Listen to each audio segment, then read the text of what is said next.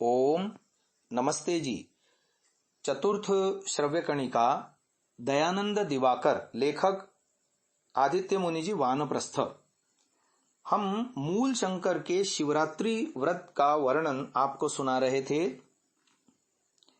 मूल शंकर के पूर्वजों ने कुल के नियम बना रखे थे कि उनके कुल में जन्म लेने वाले पुत्रों को 5 वर्ष की आयु में देवनागरी अक्षरों का परिचय, वर्णमाला का लेखन और पठन की शिक्षा पूरी होनी चाहिए। 8 वर्ष की आयु में यज्ञोपवीत संस्कार होने के साथ ही वेदाध्ययन और मृण्मय शिवलिंग पूजा का अभ्यास भी शुरू होना चाहिए। 14 वर्ष की आयु में शिव चतुर्दशी के उपलक्ष्य में व्रत धारण करके शिव पूजा की दीक्षा लेनी चाहिए। करशन जी तिवारी इस कुल परंपरा के अनुसार ही अपने पुत्र मूल शंकर का धार्मिक जीवन निर्मित करना चाहते थे, परंतु उसकी माताजी ने इसमें यह कहकर बाधा डाल दी थी कि 14 वर्ष की अवस्था में शिव पूजा का उपवास रखना बालक मूल शंकर के लिए बहुत ही कष्टदायक होगा। परंतु पिताजी ने शिव चतुर्दशी के व्रत धारण के महात्म्य को त्रयोदशी के दिन ही अर्थात माघ कृष्ण 12 सोमवार 11 फरवरी 1839 ईस्वी को दिन में सुनवा दिया था, जो उसे बहुत ही रुचिकर लगा था। अतः वह व्रत धारण और सहर्ष दीक्षा लेने के लिए तैयार हो गया था। इस योग्य उसकी 14 वर्ष की अवस्था भी हो गई थी। अतः अगले दिन शिव चतुर्दशी की रात्रि में अर्थात मंगलवार दिनांक 12 फरवरी 1839 ईस्वी को ही टंकारा कस्बे के बाहर डेमी नदी के किनारे करशन जी तिवारी द्वारा निर्मित शिव मंदिर में पूजा करने और दर्शन करने के लिए बहुत से रईस और उनके पुत्र तथा अन्य जन समुदाय एकत्रित हो गया था। अपने पिताजी के साथ बालक मूल शंकर भी वहां पहुंच गया था। इस प्रकार सभी ने व्रत धारण किया। अब पूजा और दीक्षा लेनी बाकी थी। बालक मूल शंकर ने भी प्रथम प्रहर की पूजा की। दूसरे प्रहर की पूजा करके पुजारी लोग बाहर निकल करके सो गए। पर चूंकि मूल शंकर ने पहले से ही यह सुन रखा था कि सोने से पूजा का फल नहीं होता है, इसलिए वह शिवजी के दर्शन की लालसा में अपने आंखों पर जल के छींटे मार मार कर भी जागता रहा। यहां तक कि उसके पिताजी भी सो गए। अन्य व्रतधारी और पुजारी भी एक एक करके सो गए थे। तब मूल शंकर को शंका हुई कि जिसकी उसने कथा सुनी थी, क्या यही शिव है व अन्य कोई?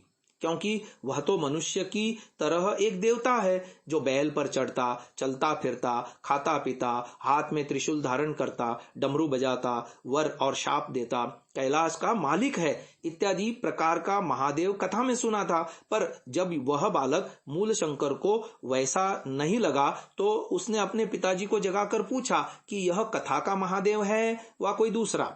तब बालक के पिताजी ने मूल शंकर से कहा कि तू ऐसा क्यों पूछता है? तब मूल शंकर ने कहा कि कथा का महादेव तो चेतन है, पर यह तो अपने ऊपर चूहों को चढ़ने दे रहा है, जो उसके ऊपर चढ़कर उछल कूद करते, उस पर विष्ठा और पेशाब करते तथा चढ़ावा तक खा रहे हैं।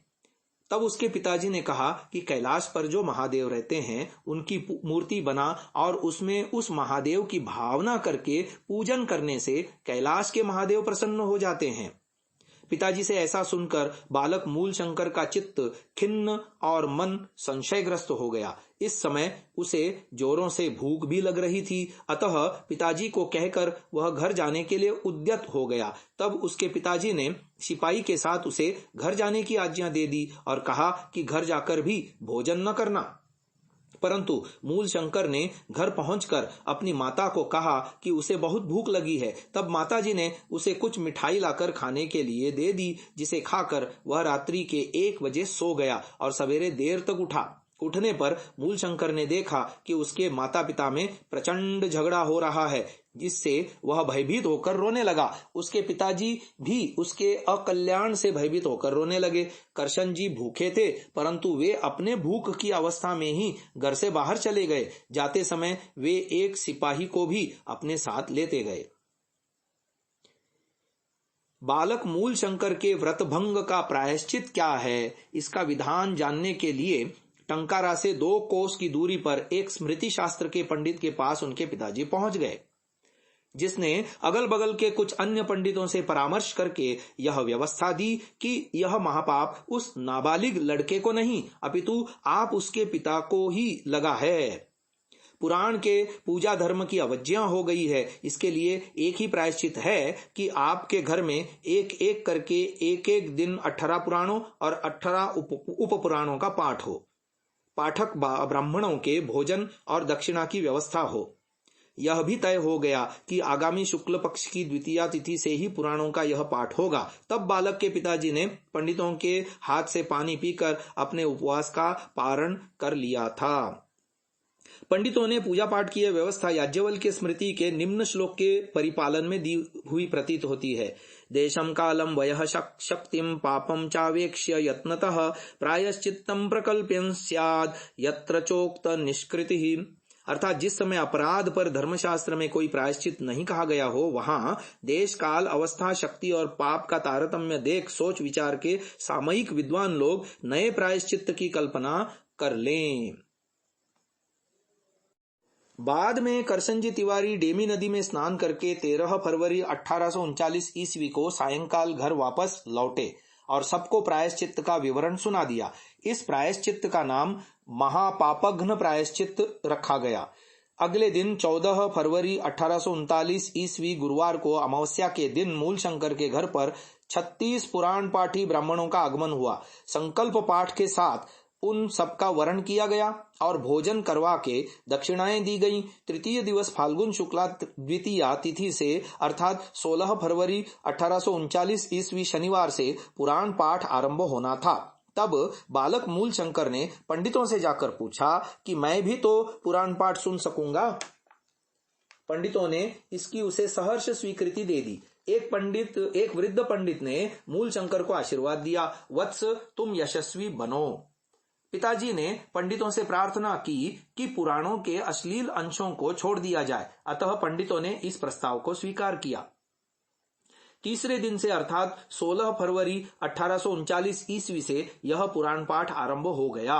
इसका क्रम इस प्रकार रखा गया। प्रथम 6 दिन सात्विक महापुराणों का पाठ हुआ, यथा विष्णु पुराण, भागवत पुराण, नारदीय पुराण, गरुड़ पुराण, पद्म पुराण, वराह पुराण। और दूसरे 6 दिन राजसिक पुराणों का पाठ हुआ, यथा ब्रह्म पुराण, ब्रह्मांड पुराण, ब्रह्म वैवर्त पुराण, मार्कंडेय पुराण, भविष्य पुराण, वामन पुराण। और तीसरे 6 दिन तामसिक पुराणों का पाठ हुआ, यथा शिव पुराण, लिंग पुराण, स्कंद पुराण, अग्नि पुराण, मत्स्य पुराण और कूर्म पुराण। शेष 18 दिनों में 18 उपपुराणों का पाठ हुआ, यथा सनत कुमार पुराण, नृसिंह पुराण, वायु पुराण, शिवधर्म पुराण, आश्चर्य पुराण, नारद पुराण, नंदिकेश्वर पुराण, उशना पुराण, कपिल पुराण, वरुण पुराण, सांब पुराण, देवी पुराण, पाराशर पुराण, मरीचि पुराण और सौर पुराण।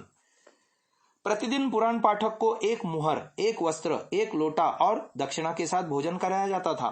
36 दिन के बाद दूसरे दिन अर्थात 24 मार्च 1839 ईस्वी को 36 पुराण पाठी पंडितों ने एकत्रित होकर दक्षिणा के साथ भोजन किया और सबको आशीर्वाद दिया।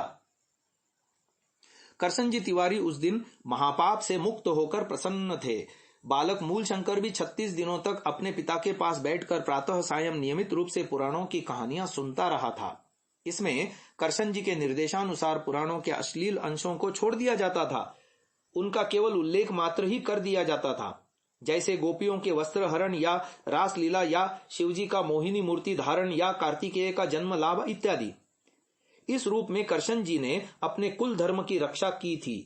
6 और मूल शंकर ने पुराणों का रहस्य जान लिया था, जिससे वह उनका सदैव के लिए विरोधी बन गया था। आगे के लिए मूल शंकर ने अपने चाचा जी को यह सारी कथा कह सुनाई थी कि अध्ययन के कारण उससे ऐसे उपवास आदि भविष्य में नहीं हो सकेंगे, सो उन्होंने भी करसन जी को समझा दिया था। लेखक ने पाद टिप्पणी में यह भी लिखा है कि पुराणों की नामावली पौराणिक कोश, जो कि राणा प्रसाद शर्मा कृत वाराणसी ज्ञान मंडल लिमिटेड प्रथम संस्करण के अनुसार के पृष्ठ 312 से 313 के लिखे लेख के अनुसार मेल खाती है, परंतु इसी पुस्तक के पृष्ठ 62 पर उपलब्ध उपपुराणों की सूची कुछ भिन्नता रखती है। भिन्न 5 उपपुराण ये हैं: दुर्वासा, मानव, आदित्य, भार्गव, वशिष्ठ, जबकि इनके स्थान पर उपर्युक्त विवरण में वायु, आश्चर्य, कल्की, देवी तथा मरीचि उपपुराणों के नाम हैं। आज की इस चर्चा को यहीं विराम देते हैं। ओम।